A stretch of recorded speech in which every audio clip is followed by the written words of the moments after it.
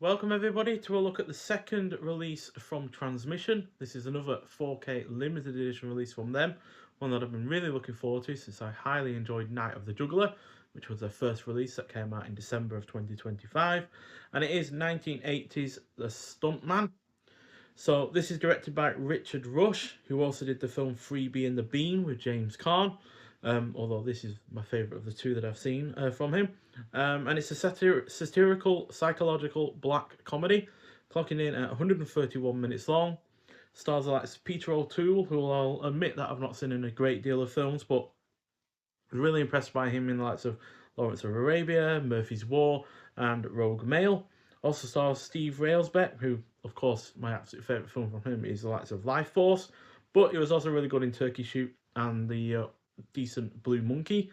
Also stars Barbara Hershey, who was in the first two Insidious films, as well as Falling Down, The Entity, which is a definitely a more adult-orientated version of Poltergeist, and The Liberation of L.B. Jones. And in supporting roles, you got the likes of Alan Garfield and Alex Rocco. So this is about a fugitive who stumbles onto a movie set just when they need a new stuntman.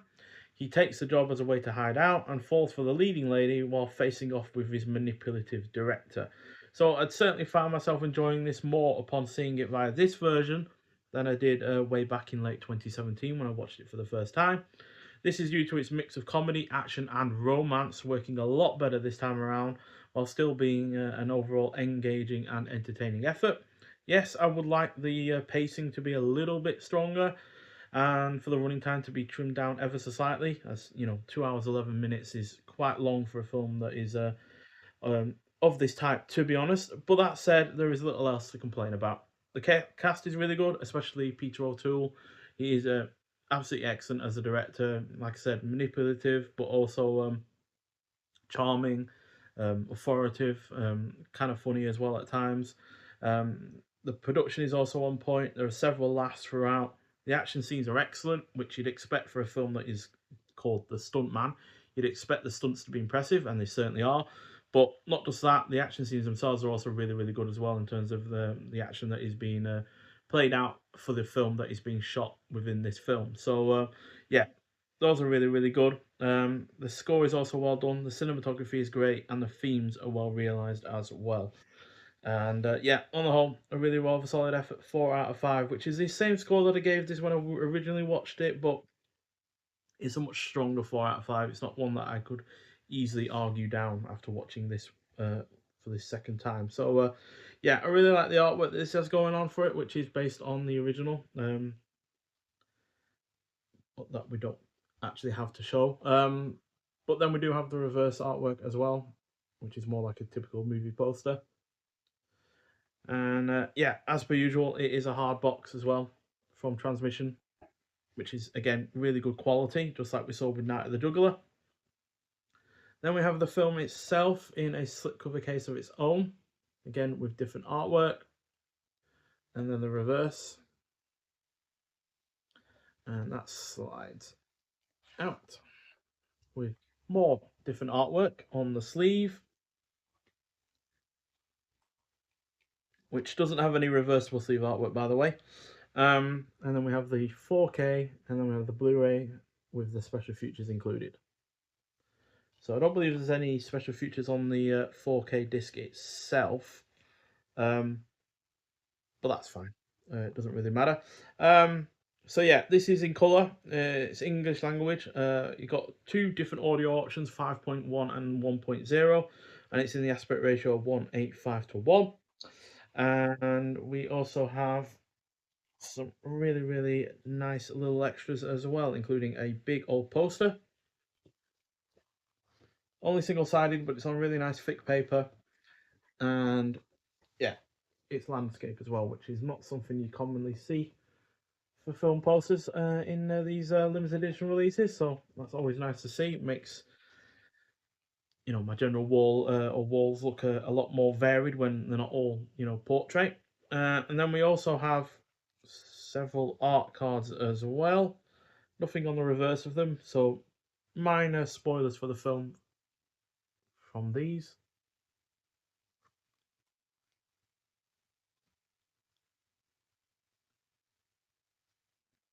These are on a really nice fit card, really sizable as well.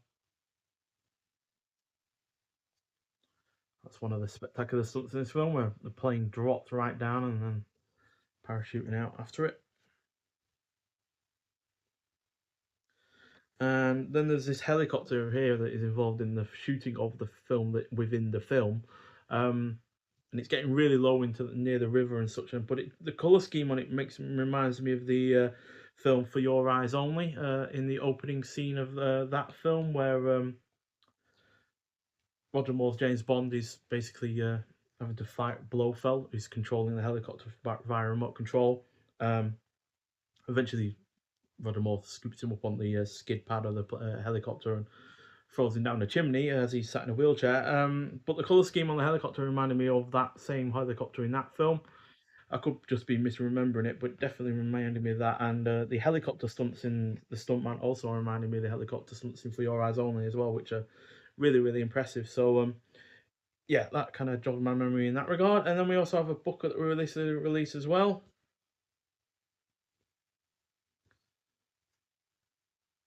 And yeah, inside we have cast and crew, and then we have All the World's a Stage, Richard Rush's The Stuntman by Adam Naiman, Interview with Richard Rush by Kenneth Turan, Fall Guys, The Ballad of Forgotten Men by Brandon Strasnig, and then acknowledgements and credits. So, yeah, we also have shots from the film throughout as well, with a quote from the film as well, which says, if you can't read that, do you know that King Kong the First was just 3 foot 6 inches tall? He only came up to Fay Ray's belly button. If God could do the tricks that we could do, he'd be a happy man. So yeah, that is referencing the fact that King Kong was obviously a miniature in the original film. Um, and then we've got more shots and more quotes. I'll try and kind of censor this because it's a little bit sweary. But in 22 seconds, I could break your effing spine. In 22 seconds, I could pinch your head off like an effing insect and spin it all over the effing pavement. In 22 seconds, I could put 22 bullets inside your ridiculous gut. What I seem unable to do in 22 seconds is to keep you from effing up my film. And that is a hilarious scene from Peter O'Toole there. So, yeah, it's generally really rather quite a funny film, but darkly comic at that. And in terms of the presentation of the film itself, it was restored in 4K from the original 35mm camera negative in 2025 by Radiance Films, and is presented in both Dolby Vision HDR, Ultra HD, and SDR Blu-ray. So obviously, Transmission is a subsidiary of Radiance Films, I believe. So yeah, that's why the Radiance are also involved. Image restoration was performed by Heavenly Movie Corporation in the US. HDR and SDR color grading was performed by Stephen C. Horn. The original mono soundtrack was remastered by Radiance Films as well.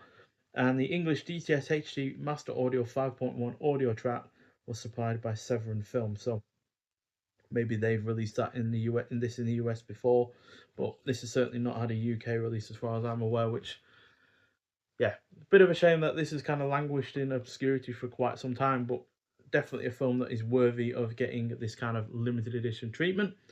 In terms of extras, we've also got a feature length making of the Sinister Saga, Making the Stuntman, directed by Richard Rush from 2001, plus new commentary with Christina Newland and Monica Castillo, archival cast and crew commentary with Richard Rush, Peter O'Toole, and more. Never before seen interview with Chuck Bale, archival interviews with Richard Rush, Peter O'Toole, Steve Railsbeck, Alex Rocco, and Barbara Hershey, a filmed Q&A with New Beverly Cinema, as well as deleted scenes and a trailer as well.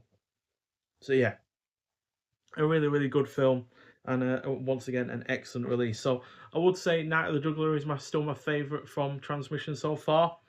But this is still a really solid film, gets 4 out of 5. But ultimately, the quality of this release in terms of the way the film looks, it looks really, really great in terms of 4K. I really like the 5.1 audio, especially when it comes to those really excellent action scenes. But the physical quality is still here as well when it comes to the likes of the slipcover for the case. And then you got the art cards, a booklet, the poster, and the hard box itself.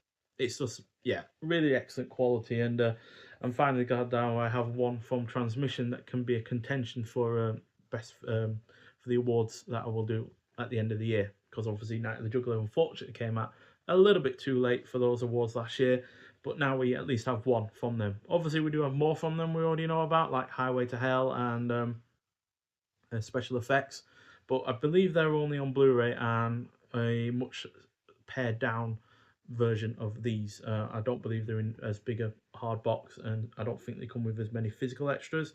But nonetheless, this is still going to be a contender, quite frankly, for the likes of best quality and best 4K as far as what is currently available to choose from right now. So, yeah, highly recommend seeing The Stuntman if you haven't seen it already, especially if you're into your kind of satire black comedy films that have a fair solid action, amount of solid action, and a really good cast. But if you have seen it before, I'd like to hear your thoughts on it.